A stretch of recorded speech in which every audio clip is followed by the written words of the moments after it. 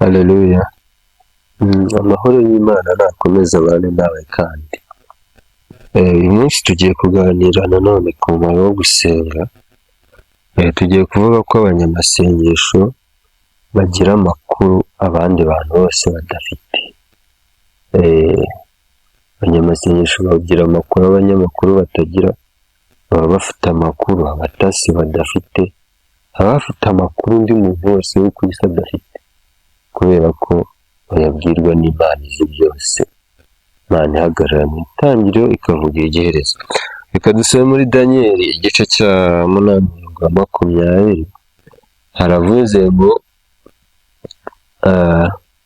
imfizi y'intama y'amahembe abiri wabonye nibo bami b'Abamedi n'Abaperesi, kandi ya sekurume y'ihene y'igikomo ni umwami w'Ubugereki, kandi ihembe riri hagati y'amaso yayo niwe mwami wabo wa mbere, kandi nk'uko ryavunitse mu cyimbo cyayo hakamera andi mahembe ane, uko niko hazaba ubwami bune bukomoka muri ubwo bwoko, ariko buzaba budafite amaboko nk'ay'uwa mbere.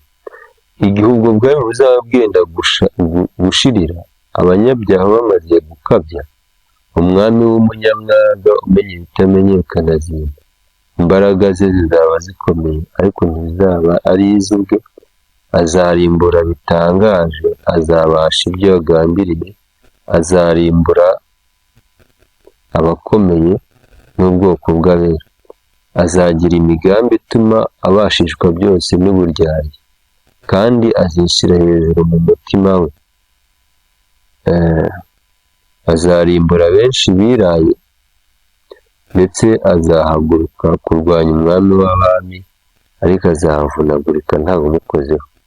Ibyo byerekanywe byavuzwe ko bizaba muri iyo minsi, ko buzacya bukira n'iby'ukuri, ariko ujye ubizigama kuko ari igihe gishize kera. Haleluya. Ndagira nkubwire ko buriya amaso y'abategetsi bakomeye ni ubutasi bwabo. Ku isi aho ubutegetsi bukomeye, ibisirikare byose bigira ubutasi, RDF zifite ubutasi bukomeye kuri iyi si, hakabaho n'abandi batasi bitwa NSA na za FBI ziba zifite amakuru, za KGB z'Abarusiya zabayeho zirashira, za MI6 z'Abongereza nazo zifite andi makuru twe tutazi, na za Mossad ziba ziyafite, ariko abo bantu bagira amakuru ari limite. Bagira amakuru y'ino, kandi bakagira amakuru nyine ari ku rwego rwabo, ariko baba bazi byinshi, ariko hari n'ibyo batazi, kandi babimenya ku rwego ruri limited. Ariko ndagira mubwire ko iyi Mana dusenga ni Imana ishobora byose, ni Imana izi byose, kandi ni Imana ibera hose icyarimwe. Niyo mpamvu abantu bayisenze Imana ibahishurira amakuru. Muri kino gitabo cy'Itangiriro, Mose muri ya minsi 40 yasengaga, Imana yagiye imuha ibintu byose uko byagenze kuva iremye isi. Mose araza yandika igitabo cy'Itangiriro. Rero Imana igitanga amakuru yizewe, iyo uyegereye Imana iguha amakuru, kandi Imana itanga amakuru ari accurate, amakuru yizewe adashidikanywaho, kandi ibintu uko Imana ibivuze niko bigenda. Imana itanga mu gihe cyo gusenga, Imana itanga amakuru y'umuntu ku giti cye, Imana itanga amakuru areba sosiyete, Imana igiye yereka abanyamasengesho amakuru y'ibihugu, Imana igiye ibwira abantu amakuru y'ibizaba mu isi yose, Imana igiye ibwira abantu iby'ibyorezo bigiye kwaduka, Imana igiye ibwira abantu iby'intambara uko zizagenda n'abazazitsinda, Imana igiye ibwira abantu ko ubukungu bugiye kumera. Mbese Imana igiye ifurira abantu. Umunsi umwe Elisa yabwiye wa Mushunemukazi, avuga ngo dore hagiye kuzaba inzara, suhuka. Ni ukuvuga ngo ya nzara yatewe muri Isirayeli abantu bakaryana, Elisa yari yarayibonye kera. Kandi abanyamasengesho baba bazi uko ibintu bizatangira, uko bizagenda n'uko bizarangira, kandi bakaguha n'intsinzi yabyo n'igisubizo cyabyo. Haleluya. uyu Daniel ari mu masengesho arimo asenga, Imana yamuhaye amakuru, ngo imuha amakuru y'imfizi y'intama, ngo yagendaga yivuga ngo nta muntu wayitangira, ngo yicaga ibyo ishatse, ngo ndetse ngo nta muntu wabashaga kubikiza amaboko yayo, ngo ariko ngo ikiri kugenda inesha ngo haza kwaduka indi sekurume y'ihene. Indi sekurume y'ihene ngo yari ifite imbaraga, ngo irazikubita ya ntama ngo irayica. Aho rero Daniel marayika araza aramusobanurira avuga ngo iyi ntama wabonye ni ubwami bw'Abamedi n'Abaperesi. Barabizi ko aribwo bwaje bugatsinda Babuloni ya Nebukadinezari. Aho ngo hanyuma iyi hene wabonye ni ubwami bw'Abagiriki, kandi koko ubwo bwami bw'Abagiriki bwaje kuza hadukamo umwami witwa Alexandre le Grand. Araza yaratsinze aragenda ararwana agera mu Buhinde, arwana intambara zikomeye nta muntu wigeze amuhagarara imbere. Kandi bivugwa ko Alexander arimo agenda yaciye n'i Yerusalemu bamwereka iby'ubuhanuzi bwabaye. Yerusalemu ntabwo yigeze ayikoraho.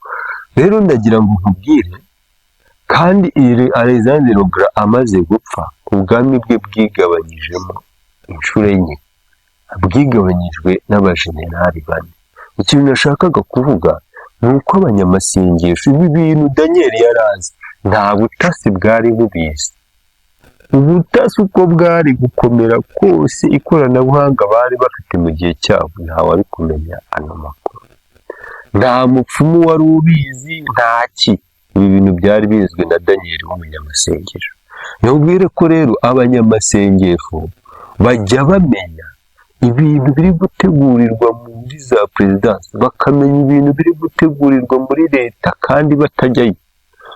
Umunyamasengesho uriye turiyo za Kinyamakara yasenga, Imana ikamuhishura ibintu biri gucururizwa za New York no muri UN kandi atari. Nkubwire ko abanyamasengesho nibo bantu bonyine bazi ubwiru bw'Imana, kandi iyo Imana ije igenda ibaha amakuru yizewe. Nagira ngo nkubwire ko rero amakuru ubona utazi, Imana yiteguye kuyatanga, ahubwo yabuze aho iyaguhera. Kubera ko aya makuru ntabwo Imana yatangira kuri radiyo, aya makuru ntabwo Imana yatangira kuri social media, aya makuru Imana yatangira mu bihe byo gusenga. Imana amakuru y'umuntu ku giti cye Imana yamuhera mu bihe byiza byo gusenga. Amakuru y'umuryango wawe Imana yatangira mu bihe byiza byo gusenga. Amakuru y'itorero Imana yatangira mu bihe byiza byo gusenga. Amakuru y'igihugu, amakuru y'isi. Nagira ngo dusenge. Wowe uri kubona ibintu bikwituraho, ibintu biza bikugwaho uko bibonye, ariko mu ijuru hari Imana. Muribuka Farawo arota ibintu Yozefu akabisobanura. Abanyamasengesho baba bazi uko ibintu bizagenda, kuko bamenya amakuru undi muntu wo ku isi atazi. Abantu b'abanyamasengesho bashobora bakubwira ibintu byo muri 2050 bataragerayo. Leta ikora iteganyamigambi, igakora iteganyagihe, ariko nubwo irikora hari n'igihe nayo ubwayo itagezayo. Leta zo mu isi zirahirima, abami bo mu isi barahirima, ariko ubwami bw'Imana ntabwo buzigera buhanguka. Ikintu gitandukanye ubwami bw'Imana ni uko butazigera bushira. Imana yacu ntabwo izigera ihinduka. Niyo mpamvu amakuru itaze aba yizewe. Yesu ashimwe.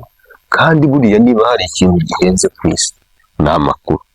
Leta zose zikomeye zishora amafaranga akomeye mu makuru. Nawe rero ndagira ngo ubwire ko ukeneye amakuru.